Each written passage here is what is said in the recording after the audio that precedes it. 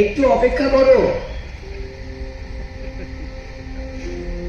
আমি তো কিছুই দেখতে পাচ্ছি না। ঠিক আছে, তোমার চোখ অন্ধকারে অভ্যস্ত হওয়ার জন্য আমরা অপেক্ষা করব। ও, এখানে এত অন্ধকার কেন? কারণ আমরা শহরের উজ্জ্বল আলো থেকে পার্কের অন্ধকারে প্রবেশ করছি। তোমার চোখের পিউপিলস এখন ধীরে ধীরে খুলছে যাতে আরো আলো আসতে পারে। শুধু অপেক্ষা করো, শীঘ্রই যথেষ্ট ভালো দেখতে পাবে। এই কারণেই পেঁচার চোখ বড়, তারা রাতে দেখতে পায়। হ্যাঁ, পিউপিলস যত বড় তত বেশি আলো প্রবেশ করবে এবং সে কারণেই তারা রাতে শিকার করতে পারে। আমরা যে টেলিস্কোপগুলো দেখবো সেগুলো একইভাবে কাজ করে। আয়না বা লেন্স যত বড় হবে টেলিস্কোপে তত বেশি আলো প্রবেশ করবে। গত বছর তাদের কাছে একটি টেলিস্কোপ ছিল যা যথেষ্ট বড়। আমি এর মাধ্যমে ছায়াপথ দেখতে পেয়েছি। এটি সত্যিই চমৎকার ছিল। হাই বন্ধুরা, আমি খুব খুশি যে তোমরা আসতে পেরেছো। আমি তোমাদেরই খুঁজছি। আপনি কি এবছর আপনার বড় টেলিস্কোপটি এনেছেন? হ্যাঁ, আমি এনেছি। সত্যি এনেছেন? ব্যাপারটা বিশাল, এবং এটা নিশ্চয়ই দেখতে আমাদের স্কুলে বিজ্ঞান ক্লাসরুমের টেলিস্কোপের মতো না, যার আইপিসটি পেছনে রয়েছে। আপনারটা কোথায়? এটি উপরে রয়েছে, তাই এটি দেখার জন্য আমাদের মইয়ের প্রয়োজন। এটি একটি প্রতিফলিত টেলিস্কোপ, যার অর্থ হলো আলোটি টেলিস্কোপের পেছনে একটি আয়নায় জড়ো হয় এবং টেলিস্কোপের সামনের দিকে প্রতিফলিত হয়, যেখানে এটি অন্য একটি আয়নায় পড়ে এবং আলোটি আবার আইপিসে প্রতিফলিত হয়। তোমার শিক্ষকের কাছে যে টেলিস্কোপ আছে তাকে প্রতিসারক বলা হয়, যা আলো সংগ্রহ করতে এবং ফোকাস করতে আয়নার পরিবর্তে লেন্স ব্যবহার করে। কোনটি ভালো, প্রতিফলক না প্রতিসারক? এটি নির্ভর করে তুমি তোমার টেলিস্কোপ দিয়ে কি পর্যবেক্ষণ করতে চাও তার উপর। কিন্তু সাধারণ নিয়ম হলো আয়না বা লেন্স যত বড় হবে টেলিস্কোপ তত বেশি আলো সংগ্রহ করবে। তুমি যে বস্তুর দিকে তাকাচ্ছ তা তত বেশি উজ্জ্বল এবং সমাধান হবে। সমাধান? একটি বস্তুর সমাধান করার মানে হলো যে তুমি তার বিস্তারিত দেখতে পারো। তুমি যখন আমাদের স্কুল থেকে টেলিস্কোপের মাধ্যমে তাকাও তখন তুমি বৃহস্পতি দেখতে পারো এবং এর 4টি চাঁদ। কিন্তু তুমি যখন এই টেলিস্কোপের মাধ্যমে তাকাবে তখন তুমি বৃহস্পতিতে মেঘের দল দেখতে পাবে, বা রেজলিউশন ভালো দেখাবে, তাই না? ঠিক, তোমার স্মৃতি সত্যি অনেক ভালো। আমি কিভাবে ভুলতে পারি? আমি সব সময় প্রথমবার শনির বলয় দেখার কথা মনে রাখবো এবং সেই নক্ষত্রের প্যাঁচানো বাহুগুলি আমি দেখেছি। আমি কি আপনার টেলিস্কোপ দিয়ে দেখতে পারি? অবশ্যই, এই জন্য এটা আমি এখানে এনেছি।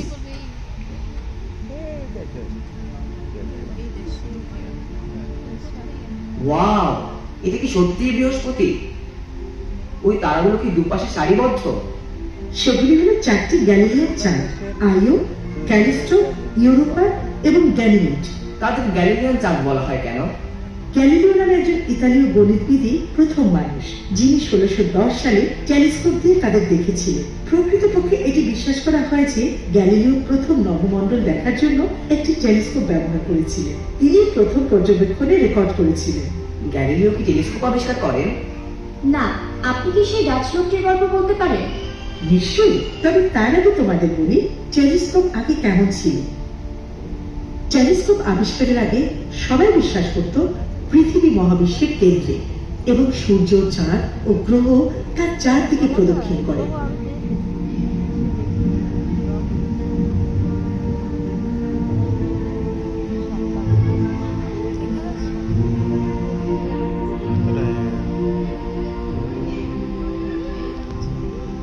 তারপর 1543 সালে নিকোলাস কোপার্নিকাস একটি ভিন্ন ধারণার প্রস্তাব করেছিলেন যে পৃথিবী সূর্যের কেন্দ্রবিন্দু নয়।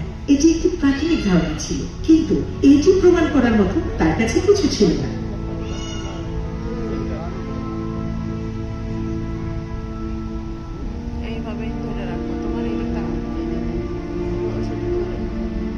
প্রায় 65 বছর পর 1608 সালে হ্যান্স লিপার্সি নামে একজন ডাচ ব্যক্তি দুটি ছোট কাঁচের টুকরো নিয়ে এবং এগুলি টিউবে বসিয়ে একটি ছোট দূরবীন তৈরি করে। কয়েক মাস পর গ্যালিলিও এটির উপর ভিত্তি করে নিজেরটা তৈরি করে। 1610 সালের জানুয়ারিতে একটি পরিষ্কার সন্ধ্যায় তিনি এটিকে বৃহস্পতির দিকে তাক করেছিলেন। টেলিস্কোপের অতি সংকীর্ণ ক্ষেত্রটি দ্বারা বৃহস্পতিকে খুঁজে পেতে কষ্ট হচ্ছিল, কিন্তু যখন তিনি পারলেন তিনি দেখতে পেলেন গ্রহের পাশে 3টি তারা, একটি ডানে এবং আরো 2টি বামে। তিনি কয়েক রাত ধরে আলোর এই বিন্দুগুলি দেখেছেন, তারা কিভাবে তাদের অবস্থান পরিবর্তন করেছে তা উল্লেখ করেছে। তিনি নির্ধারণ করেছিলেন যে চাঁদ বৃহস্পতিকে প্রদক্ষিণ করছে, পৃথিবী। এটি প্রথম পর্যবেক্ষণমূলক প্রমাণ যে নবমণ্ডল ভিন্নভাবে কাজ করে। তারপর থেকে অনেক মানুষ এটা নিয়ে ভাবতে শুরু করে। কোপার্নিকাসের তত্ত্ব যে পৃথিবী সূর্যকে প্রদক্ষিণ করছে তা অবশেষে গ্যালিলিও প্রমাণ করল।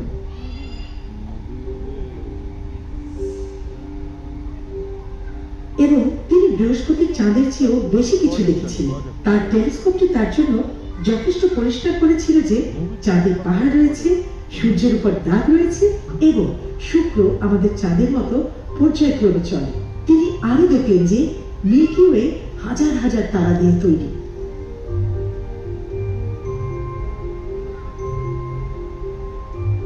এখন তুমি কি শনির দিকে তাকাতে চাও? হ্যাঁ, চাই। ঠিক আছে, আমাকে 1 মিনিট সময় দাও।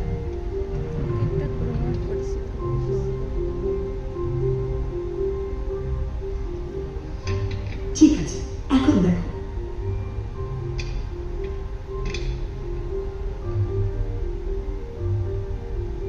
ওয়াও, এটা কি বাস্তব? এটাই বাস্তব। গ্যালিলিও কি তার টেলিস্কোপ দিয়ে শনিকে দেখেছিলেন? হ্যাঁ, তবে তিনি কেবলমাত্র একটি আয়তাকার বিন্দু দেখেছিলেন, কারণ তার টেলিস্কোপে রিংগুলি দেখার বিশ্লেষণ ক্ষমতার অভাব ছিল। তিনি এটিকে কান সহ একটি গ্রহ হিসেবে বর্ণনা করেছিলেন। ডাচ জ্যোতির্বিজ্ঞানী ক্রিশ্চিয়ান হাইজেন্স একটি 23 ফুট লম্বা প্রতিসারক দূরবীন ব্যবহার করে শনিকে একটি রিংযুক্ত গ্রহ হিসেবে দেখেছেন এবং একটি বৃহত্তম চাঁদ টাইটান আবিষ্কার করেছেন। ওই টেলিস্কোপ কি এটার চেয়েও বড় ছিল? ওটি কিছুটা বড় ছিল, কিন্তু লেন্সের ছিদ্র মাত্র কয়েক ইঞ্চি ব্যাস ছিল। এটা এত বড় ছিল কেন? আলোর সাথে এর কোনো সম্পর্ক আছে যা লেন্সের মাধ্যমে ফোকাস করে?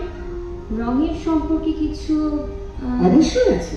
যখন তুমি একটি উজ্জ্বল নক্ষত্র বা গ্রহকে একটি সাধারণ টেলিস্কোপ দিয়ে দেখবে, তখন তুমি এর প্রান্তের চারপাশে নীল এবং হলুদ রঙের একটি রঙিন বলয় দেখতে পাবে।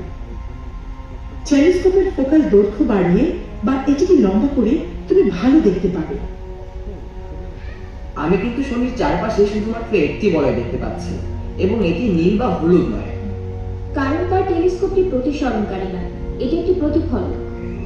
হাইজেন্স তার দীর্ঘ প্রতিসরণ তৈরি করার কিছুদিন পরে স্যার আইজাক নিউটন নামে এক ব্যক্তি কিছু পরীক্ষা নিরীক্ষা করেন এবং আবিষ্কার করেন যে লেন্সের মধ্য দিয়ে আলো যাওয়ার সময় রঙের বিকৃতি তৈরি হয়। তাই তিনি খুঁজে বের করেন আয়না ব্যবহার করে লেন্সের মতো আলোকে ফোকাস করার একটি উপায়, রঙের বিকৃতি ছাড়াই।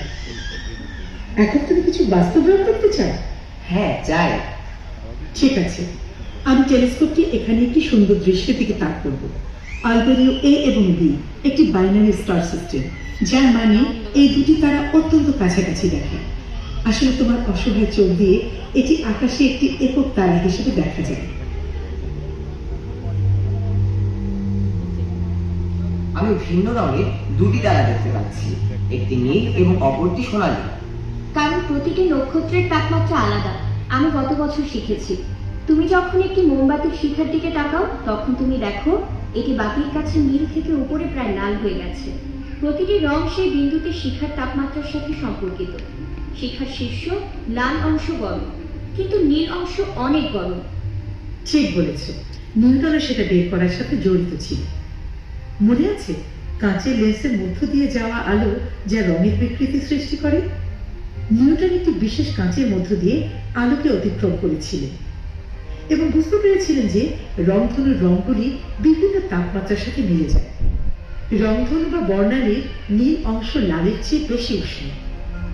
তাই নিউটন শুধুমাত্র রঙের বিকৃতি অপসারণকারী লেন্স হিসেবে আয়না ব্যবহার করে কিভাবে একটি টেলিস্কোপ তৈরি করা যায় তা আবিষ্কার করেন। তিনি বর্ণালী বিদ্যা নামক আলোর অধ্যয়ন শুরু করেছিলেন। এই অনন্য আবিষ্কারগুলি প্রতি রাতে সারা বিশ্বে টেলিস্কোপে ব্যবহার করা হয়। এমনকি লা পালমা এবং হাওয়াইয়ে 10 মিটার মিরর টেলিস্কোপে। 10 মিটার? 30 ফুটের বেশি? এটা থেকে অনেক ভালো দেখা যাবে। জ্যোতির্বিজ্ঞানীরা এত বড় দূরবীন দিয়ে দেখেন না, তারা ডিটেক্টর নামক ডিভাইস ব্যবহার করেন। ডিটেক্টর ফোকাস করা আলো নয় এবং এটি থেকে একটি ডিজিটাল ফটোগ্রাফ তৈরি করে বা আলোকে একটি বর্ণালীতে ভেঙে দেয়। এখন একটি ফটোগ্রাফ তোমাকে একটি বস্তু সম্পর্কে অনেক কিছু বলতে পারে, কিন্তু একটি বর্ণালী অদৃশ্যকে প্রকাশ করতে পারে। দেখো, জ্যোতির্বিজ্ঞানীরা যখন তারার বর্ণালী অধ্যয়ন করেন, তখন তারা তারা সম্পর্কে অনেক তথ্য বের করতে পারে। একটি পরীক্ষাগারে তৈরি বর্ণালীগুলির সাথে পর্যবেক্ষিত বর্ণালী তুলনা করে তারা বলতে পারে এটি কতটা বড়। তারা এই বর্ণালীটি কতটা স্থানান্তরিত হয়েছে তার তারার আপাত গতিও পর্যবেক্ষণ করতে পারে। তুমি কি কখনো পুলিশের গাড়ি বা অ্যাম্বুলেন্সের সাইরেন শুনেছ যে এটি বাজার সময় এর স্বর পরিবর্তন করে? হ্যাঁ, শুনেছি। তুমি যে শুনেছ সেটাকে ডপলার এফেক্ট বলা হয়, যেখানে শব্দ তরঙ্গ তোমার দিকে আসার সময় সংকুচিত হয় এবং যাওয়ার সময় প্রসারিত হয়। এই একই প্রভাব পর্যবেক্ষকের দিকে আসা বা চলে যাওয়া নক্ষত্রের বর্ণালীতে দেখা যায়। এই প্রভাবটি ছায়াপথের গতি পর্যবেক্ষণ করতেও ব্যবহার করা যেতে পারে। ছায়াপথ? আমরা কি ছায়াপথে বাস করি না? হ্যাঁ, এটাকে মিল্কি ওয়ে বলা হয়। কিন্তু তুমি কি জানো যে আমরা মাত্র 100 বছরেরও কম সময় ধরে এটা জানি?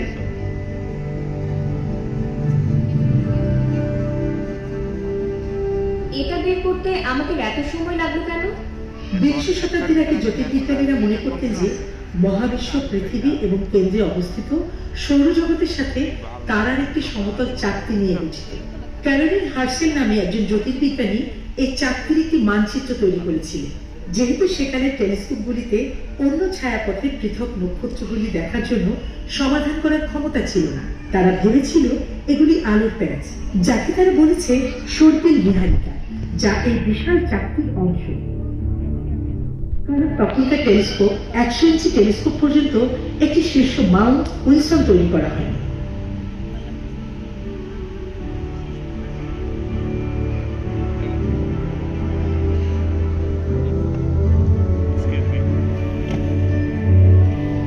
এডওয়ার্ড হাবল নামে একজন জ্যোতির্বিজ্ঞানী এই টেলিস্কোপটি ব্যবহার করে একটি বিশেষ ধরনের নক্ষত্র দেখেন, যাকে সার্কিট ভেরিয়েবল বলা হয়, এবং শুধুমাত্র তা নির্ধারণ করতে সক্ষম হননি যে সর্পিল নিহারিকাগুলি পৃথক ছায়াপথে ছিল, যেগুলিকে তিনি আয়ারল্যান্ড মহাবিশ্ব বলে ডাকতেন, কিন্তু তারা অত্যন্ত দূরে ছিল। এখানে দেখো, এটি আমাদের নিকটতম প্রধান ছায়াপথ। এটি অ্যান্ড্রোমেডা গ্যালাক্সি বলা হয়। হাবলও কি নির্ধারণ করেনি যে মহাবিশ্ব প্রসারিত হচ্ছে? হ্যাঁ, সে করেছে। 1960-এর দশকে মহাজাগতিক পটভূমির বিকিরণে যে সম্প্রসারণ তিনি পর্যবেক্ষণ করেছিলেন তার এই ধারণাকে নিশ্চিত করেছে যে মহাবিশ্ব একটি বিগ ব্যাঙে তৈরি হয়েছিল। তাই কি ওরা এর নাম হাবল স্পেস টেলিস্কোপ দিয়েছিল? ঠিক, নাসা যখন হাবল স্পেস টেলিস্কোপ চালু করেছিল তখন তারা নিশ্চিত হয়েছিল যে টেলিস্কোপটি সেই দিনে ভূমিভিত্তিক টেলিস্কোপ দ্বারা অদেখা মহাবিশ্বকে উদ্ঘাটন করবে। দেখো কিভাবে তারাগুলো রিপিট করে।